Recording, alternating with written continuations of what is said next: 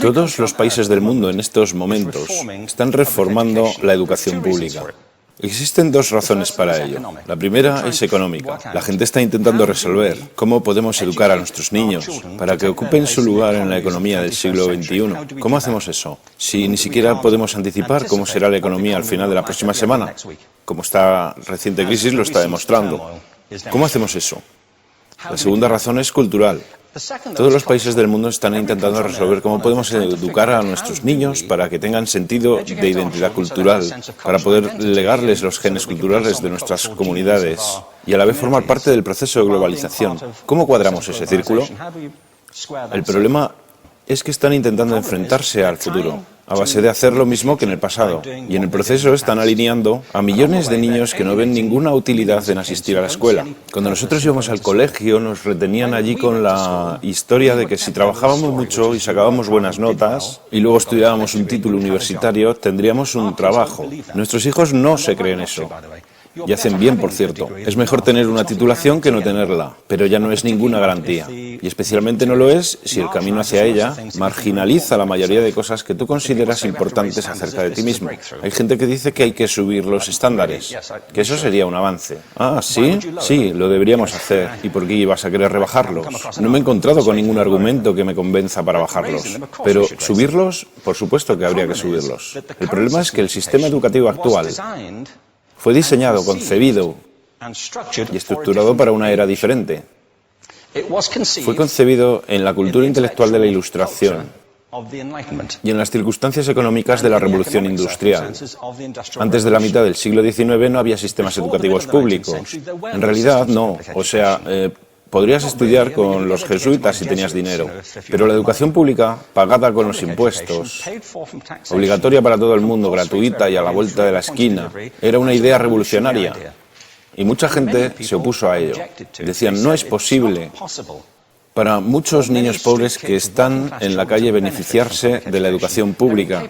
Son incapaces de leer y escribir. ¿Por qué perder tiempo con esto? Y también se asienta sobre una serie de suposiciones sobre la estructura social y la capacidad de las personas. Fue dirigido por el imperativo económico de aquel momento, pero a lo largo de todo ello se infiltró el modelo intelectual de la mente, el cual era esencialmente la idea que la Ilustración tenía sobre la inteligencia. La auténtica inteligencia consistía en cierta capacidad para el razonamiento deductivo y un conocimiento amplio de la cultura clásica. Se podría resumir en capacidad académica. Y esta idea está fuertemente enraizada en la reserva genética de la educación pública. El creer que hay dos tipos de personas, académicas y no académicas, y la consecuencia de eso es que mucha gente brillante se creen que no lo son porque han sido evaluados siguiendo este concepto de mente. Así que tenemos dos pilares gemelos, el económico y el intelectual. Y desde mi punto de vista, este modelo ha causado caos en la vida de mucha gente. Ha habido gente que se ha beneficiado maravillosamente de él,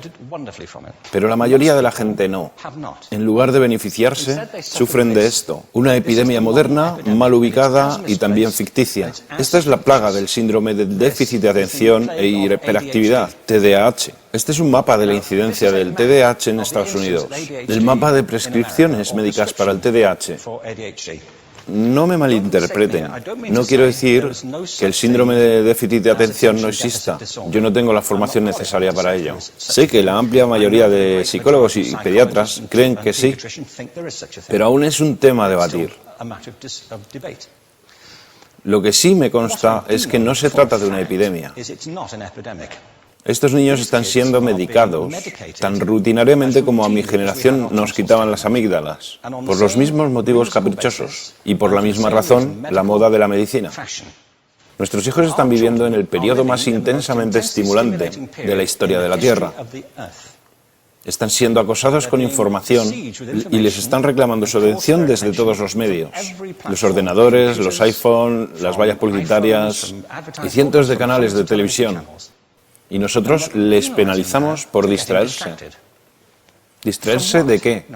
Cosas que son un aburrimiento, en la escuela sobre todo. Me parece a mí que no es totalmente una incidencia el hecho de que la incidencia del TDAH haya crecido paralela al incremento de los test estandarizados. A estos niños se les está dando cosas como Ritalin, Adderall, a menudo medicación bastante peligrosa, solo para hacer que se concentren y se calmen. Pero según esto, el déficit de atención aumenta al ir al este de este país. La gente empieza a perder el interés en Oklahoma.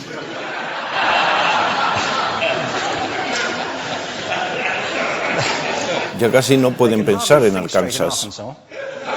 Y para cuando llegan a Washington, lo han perdido completamente. Y hay distintas razones para ello. Es una epidemia ficticia. Si lo piensas, las artes, y no quiero decir que sea exclusivo de las artes, creo que también es cierto para las ciencias y para las matemáticas, pero permítanme hablar en particular de las artes, porque ellas son las víctimas de esta mentalidad en especial. Las artes tratan especialmente la idea de experiencia estética. Una experiencia estética es una en la que tus sentidos están funcionando a su máxima capacidad. Cuando te hallas presente en el momento actual, cuando vibras con la emoción de lo que estás experimentando, cuando estás plenamente vivo. Y la anestética es cuando cierras tus sentidos y te atontas ante lo que está sucediendo. Y muchos de estos medicamentos hacen eso. Estamos haciendo pasar a nuestros hijos por el sistema educativo a base de anestesiarlos. Y yo creo que deberíamos estar haciendo exactamente lo contrario. No deberíamos adormilarlos, sino despertarlos para que vean lo que sucede en su interior. Pero el modelo que tenemos es este. Yo creo que tenemos un sistema educativo modelado del interés de la industria a su imagen y semejanza. Les daré un par de ejemplos. Las escuelas aún están organizadas como si fueran fábricas. Tienen timbres que suenan, instalaciones separadas, están especializadas por asignaturas. Aún educamos a los niños por lotes. Les hacemos pasar por el sistema según su grupo de edad. ¿Por qué hacemos eso?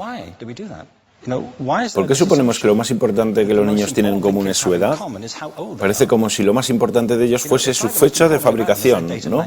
Bueno, yo conozco niños que son mucho mejores que otros niños de su edad en distintas disciplinas, o en diferentes momentos del día, o que son mejores en grupos pequeños o en grupos grandes, o que simplemente trabajan mejor solos. Si te interesa el modelo de aprendizaje, no puedes empezar con esta mentalidad de cadena de montaje. Se trata esencialmente de una conformidad. Cuando ves el incremento de los exámenes estandarizados y de los currículos estandarizados, todo se basa en la estandarización. Yo creo que tenemos que ir justamente en la dirección opuesta. Esto es lo que quiero decir cuando hablo de cambiar el paradigma. Hay un estudio estupendo que se ha hecho recientemente acerca del pensamiento divergente. El pensamiento divergente no es lo mismo que la creatividad. Yo defino la creatividad como el proceso de tener ideas originales que tengan valor. Pensamiento divergente no es sinónimo de creatividad, pero es un componente esencial de la misma. Es la capacidad de ver montones de respuestas posibles a una cuestión. Montones de maneras diferentes de interpretar una cuestión. Pensar lateralmente, como lo llamó Edward de Bono. No pensar solamente de manera lineal o convergente. Ser capaz de ver múltiples respuestas y no solo una. Así que yo diseñé un test para esto y voy a inventarme un ejemplo. A la gente se le puede preguntar cuántos usos se le ocurren para un clip. A la mayoría se les ocurren unos 10 o 15. A la gente que se le da bien, se le pueden ocurrir 200. Y lo hacen porque preguntan, ¿el clip podría estar hecho de goma y medir 60 metros? ¿Tiene que ser un clip tal como lo conocemos? Bueno, pues diseñé el test y lo probé con 1.500 personas. En un libro titulado Más allá del punto de ruptura, y en el protocolo del test, si superabas una puntuación determinada, se te consideraba un genio del pensamiento divergente. Así que quiero preguntarles, ¿qué porcentaje de la gente que hizo el test puntuó como genio en pensamiento divergente? Y debo decir una cosa más acerca de ellos. Eran niños de jardín de infancia. Así que, ¿qué opináis? ¿Qué porcentaje de genios?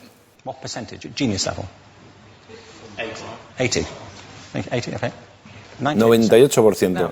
Bueno, la cuestión es que era un estudio longitudinal, así que los mismos niños volvieron a hacer el test 5 años después, en edades entre 8 y 10 años. ¿Qué pensáis? ¿50%? Volvieron a hacerles el test otra vez, 5 años más tarde, cuando tenían entre 13 y 15 años de edad. Y se observa una tendencia, ¿no? Bueno, esto nos indica algo interesante, porque se supone que tendría que ser al revés, ¿no? Empiezas no siendo muy bueno, pero mejoras a medida que te haces mayor. Pero esto demuestra dos cosas. Una es que todos nosotros tenemos esta capacidad. Y la otra es que esta capacidad se deteriora en general. Muchas cosas les han pasado a estos niños durante su crecimiento, pero yo estoy convencido que lo que más les ha influenciado es que a estas alturas ya han obtenido una educación académica. Se han pasado 10 años en la escuela, oyendo que solo hay una respuesta correcta. Esta es la parte de atrás del libro, pero no la mires. Y no copies, porque eso es engañar. Fuera de las escuelas, a eso se le llama colaboración. Esto no sucede porque los docentes así lo quieran. Es simplemente porque sucede así. Es porque se halla presente en la reserva genética de la educación. Tenemos que pensar de forma diferente acerca de la capacidad humana. Tenemos que superar esta vieja idea acerca de lo académico y lo no académico, lo abstracto, lo teórico, lo vocacional, y empezar a verlo como lo que es, un mito. En segundo lugar, tengo que reconocer que la mayor parte de las veces el buen aprendizaje se da en grupos y que la colaboración es lo que alimenta el crecimiento. Si atomizamos a las personas, las separamos y los juzgamos por separado, formamos una especie de desconexión entre ellos y su ambiente de aprendizaje natural. Y en tercer lugar, un asunto importante es la cultura de nuestras instituciones, los hábitos de estas instituciones y los hábitats que ocupan.